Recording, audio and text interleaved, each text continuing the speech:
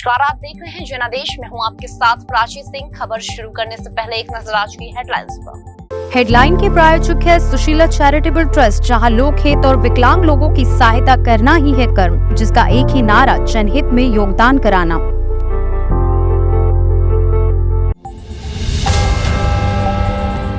जानिए कौन है एस सोमनाथ, जिनके नेतृत्व में चंद्रयान 3 रचने वाला है इतिहास।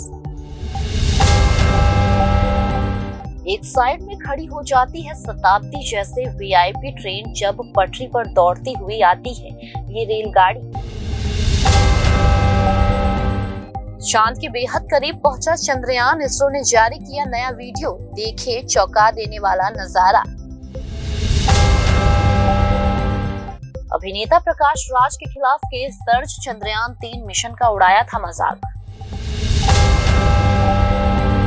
एमपी चुनाव को लेकर एक्शन में अमित शाह, बीजेपी नेताओं को दे दी ये सख्त हिदायत। नए तेवर में पिरोला वायरस की दस्तक, इन लक्षणों को ना करें अनदेखी।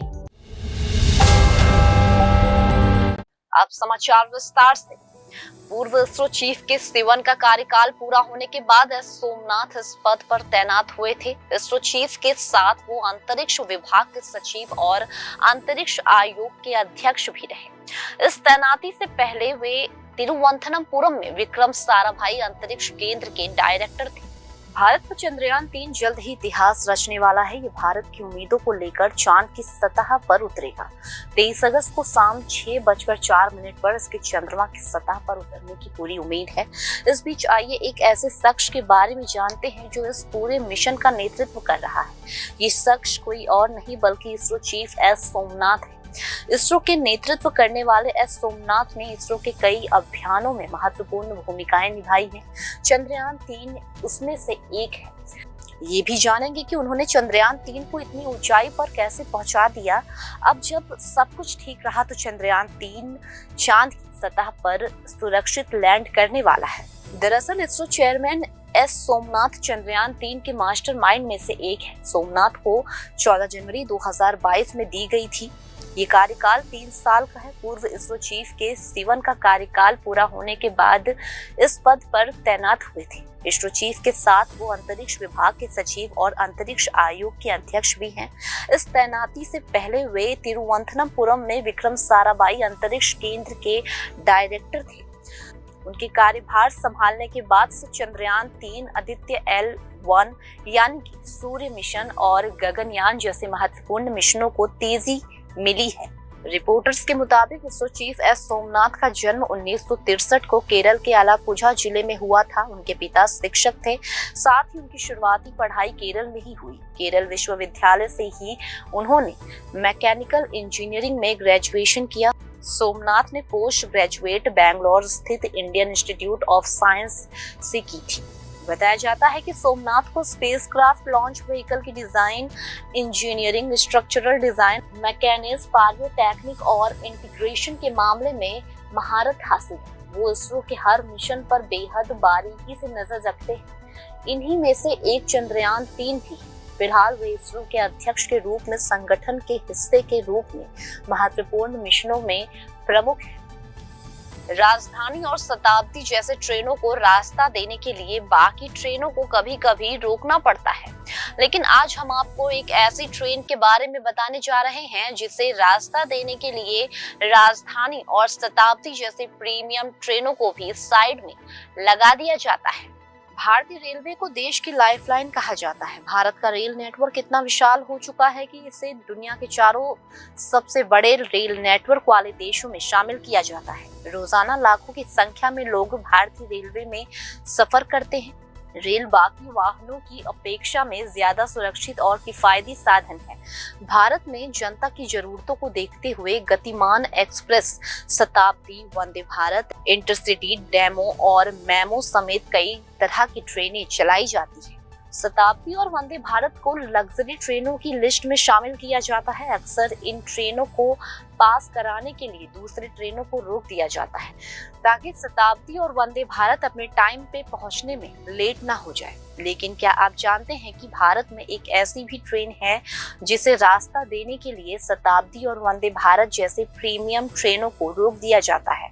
Accident relief medical equipment train नाम से मशहूर इस रेल के बारे में बहुत कम लोग जानते हैं। रेल हादसे के समय इस ट्रेन का इस्तेमाल किया जाता है। जब कहीं कोई भीषण दुर्घटना होती है तो मेडिकल इक्विपमेंट्स को पहुंचाने का काम इसी ट्रेन से किया जाता है।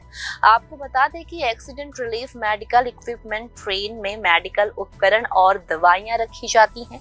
अगर किसी जगह पर सूखा पड़ा होता है तो इस ट्रेन का इस्तेमाल राहत सामग्री पहुंचाने के लिए किया जाता है। जब ये ट्रेन चलती है तो इसको रास्ते में आने वाली सभी वीआईपी ट्रेनों को साइड में करके इसे रास्ता दिया जाता है। इसके अलावा एक और ट्रेन है जो पटरी पर चलती है तो बाकी ट्रेनों को रोकना पड़ता है। आपको बता दें कि जब भारत के राष्ट्र किसी ट्रेन से यात्रा करते हैं तो उनके रास्ते में पड़ने वाली सभी ट्रेनों को रोककर राष्ट्रपति की ट्रेन को आगे निकाला जाता है। हालांकि ऐसा कम ही होता है जब राष्ट्रपति ट्रेन से सफर करते हैं। भारत के मून मिशन के लिए एक और मील का पत्थर स्थापित करते हुए इसरो ने मंगलवार को चंद्रयान 3 द्वारा ली गई चंद्रमा की छवियों का एक नया वीडियो जारी किया है। भारत की मून मिशन के लिए एक और मील का पत्थर स्थापित करते हुए इसरो ने मंगलवार को चंद्रयान 3 द्वारा ली गई चंद्रमा की छवि का एक नया वीडियो जारी किया है। भारतीय अंतरिक्ष अनुसंधान संगठन ने चंद्रयान 3 के लैंडर के चंद्रमा की सतह पर उतरने के तय समय से एक दिन पहले मंगलवार को कहा कि चंद्रयान 3 मिशन निर्धारित कार्यक्रम के अनुसार आगे बढ़ रहा है। इसरो ने चंद्रमा पर भारत के तीसरे मिशन की मंगलवार दोपहर को ताजा जानकारी देते हुए कहा कि मिशन तय कार्यक्रम के अनुसार आगे बढ़ रहा है। प्रणालियों के नियमित जांच की जा रही है, सुचारू संचालन जारी है। उसने कहा कि MOXISTRAC से चंद्रयान 3 के चंद्रमा की सतह पर उतरने का सीधा प्रसारण बुधवार शाम 5:20 से शुरू किया जाएगा।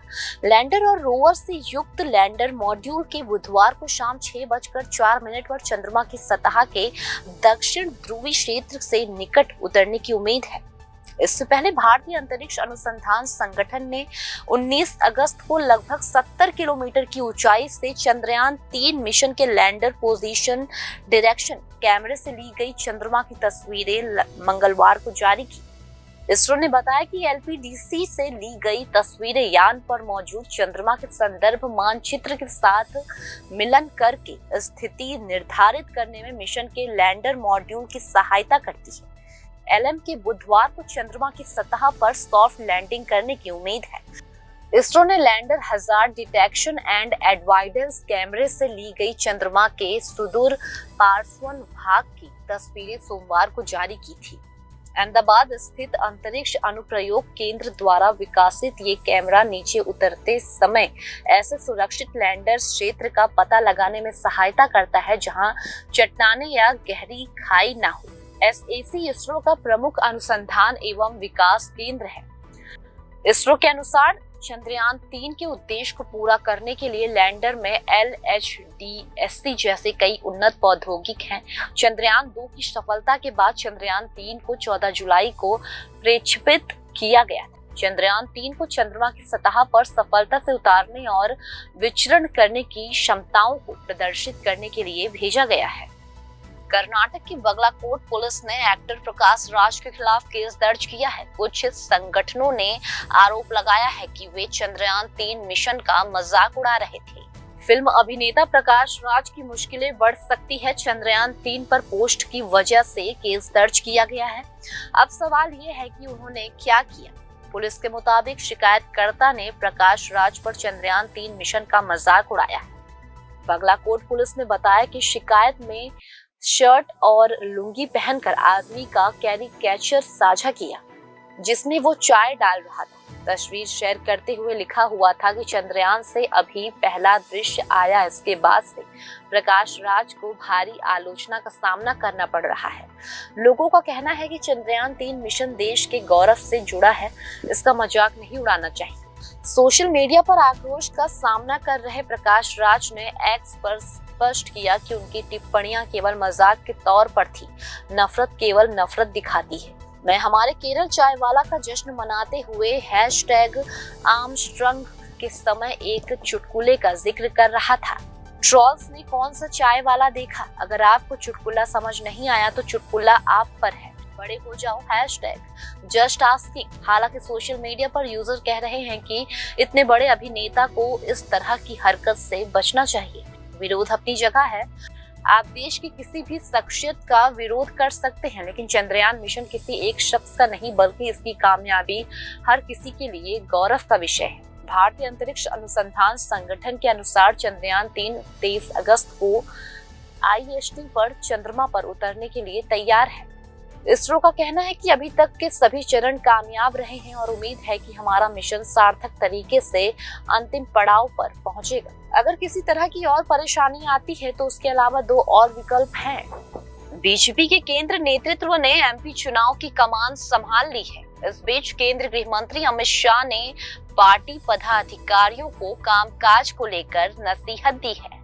मध्य प्रदेश में इसी साल के आखिरी में विधानसभा चुनाव होने वाले हैं। MP की सत्ता पर एक बार फिर काबिज होने वाली बीजेपी के लिए बड़ी चुनौती है। इसका कारण जमीनी स्तर से आए फीडबैक है, जो पार्टी की चिंता बढ़ा रहा है। बता दें कि बीते कुछ दिनों से मध्य प्रदेश की सियासी नब्ज केंद्रीय गृह मंत्री अमित शाह टटोल रहे हैं और अब दावा किया जा रहा है कि उन्होंने मर्ज को पकड़ लिया है। इसी कारण से हाल ही के दिनों में मध्य प्रदेश का ताबड़तोड़ दौरा कर रहे गृह मंत्री अमित शाह ने ग्वालियर में आयोजित हुए प्रदेश कार्य समिति की मीटिंग में बीजेपी नेताओं को सख्त हिदायत दी। इतना ही नहीं, फटकार लगाने में भी अमित शाह ने हिचक नहीं दिखाई। बता दें कि MP में बीजेपी और कांग्रेस विधानसभा चुनाव से पहले एक दूसरे पर तीखे हमले करने में जुटी है। एक और जहां कांग्रेस के नेशनल लेवल के नेताओं में MP की सक्रियता बढ़ गई है, तो वहीं MP जैसे राज्य की चुनावी कमान अब पूरी तरह से बीजेपी के केंद्रीय नेतृत्व ने अपने हाथों में ले ली है। बीजेपी की ग्वालियर में हुई बैठक में अमित शाह ने ग्वालियर चंबल क्षेत्र में कई बीजेपी जिला अध्यक्षों को आड़े हाथ ले लिया है और ये भी कह दिया है कि अगर आप अपने अपने काम करने का अंदाज नहीं बदले तो क्षेत्र में पार्टी की जीतने की मुश्किलें बढ़ जाएंगी। बताया जा रहा है कि इस इलाके में कुछ बड़े नेताओं ने अपनी पसंद के जिला अध्यक्षों की नियुक्ति के लिए एड़ी चोटी का जोर लगा दिया था, लेकिन अब वो संगठन और पार्टी की जरूरत के अनुसार काम नहीं कर पा रहे। यही फीडबैक अमित शाह तक पहुंचा और उन्होंने सख्त लहजे में अपनी बात कह दी।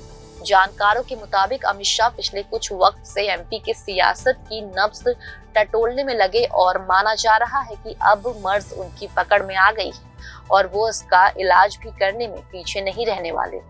कोरोना वायरस अब BA 2.86 यानी पिरोला के तौर पर दस्तक दे चुका है। वैज्ञानिकों का कहना है कि ये कितना घातक साबित हो सकता है, इसके बारे में पुख्ता तौर पर कुछ नहीं कहा जा सकता, लेकिन ये डेल्टा और ओमिक्रॉन से अलग है। एक बार फिर कोरोना वायरस अपना पांव पसार रहा है। ब्रिटेन, डेनमार्क, इजराइल के बाद अब अमेरिका में भी केस सामने आ रहा है। कोरोना अब रूप बदल चुका है। विश्व स्वास्थ्य संगठन और सेंटर फॉर डिजीज कंट्रोल ने इसकी पुष्टि की है। 2.86 या पिरोला के तौर पर की 19 अगस्त को 7 नए केस के बाद इस पर निगरानी की जा रही है। बता दें कि यूके में जो मामले सामने आए थे उससे अनौपचारिक तौर BA 2.86 या निकनेम एरियस दिया गया है। हालांकि औपचारिक तौर पर पुष्टि अभी भी बाकी है। अब सवाल ये है कि BA 2.86 या पिरोला किस हद तक दुनिया में कहर बरपा सकता है, इसके लक्षण क्या है, इसे समझने की कोशिश करेंगे। जी-शेड के मुताबिक इसमें करीब 30 बदलाव हैं जो कि संक्रामक भी है। कोरोना के इस रूप यानी पिरोला ओमिक्रॉन अल्फा डेल्टा से अलग है। अब ये कितना खतरनाक हो सकता है इसके बारे में अधिक जानकारी नहीं मिल सकी है, लिहाजा इससे अधिक खतरनाक माना जा रहा है। वैज्ञानिकों का कहना है कि इसमें वैक्सीन को चकमा देने की ताकत होने की संभावना है। दरअसल पिरोला के केस किसी एक देश से नहीं बल्कि कम संख्या में ही करीब 4 देशों में मिले। पिरोला क्या पहले वायरस की तरह है? इसके बारे में शोधकर्ताओं का कहना है कि निश्चित तौर पर कुछ नहीं कह सकते, लेकिन अगर आपको ये लक्षण नजर आए तो सतर्क होने की जरूरत है। और ये लक्षण कुछ इस तरह है जैसे कि सिर दर्द, थकान, छींक आए, गले खराब हो, खांसी या बहती हुई नाक भरी लगे, सूंघने की क्षमता कम हो जाए। ये सारे इस वायरस के लक्षणों में आ रहे हैं। ऐसे लक्षण सामने आए तो ये पिरोला वायरस का संकेत हो सकता है। फिलहाल खबरों में सिर्फ इतना ही। आगे खबरों में बने रहने के लिए देखते रहिए जनादेश।